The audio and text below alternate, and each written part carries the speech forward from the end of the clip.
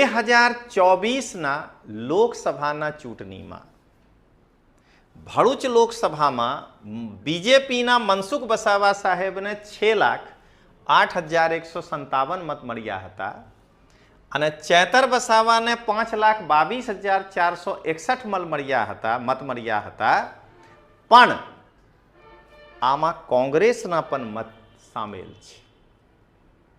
એટલે જો હકીકતમાં તમે જોશો તો ચેતર વસાવાને 3.5 થી 4.5 લાખ મત મળ્યા છે।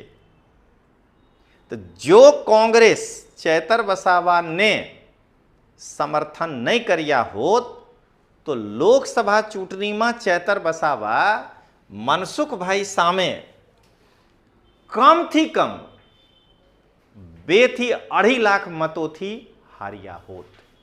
એ ચેતર વસાવા સારી રીતે જાણે છે એટલે ચેતર વસાવા એકદમ બેતાબ છે કે મોદી સાહેબ તમે મને ગળા લગાવી લો અને મને તમે બીજેપી જોઈન કરાવી લો।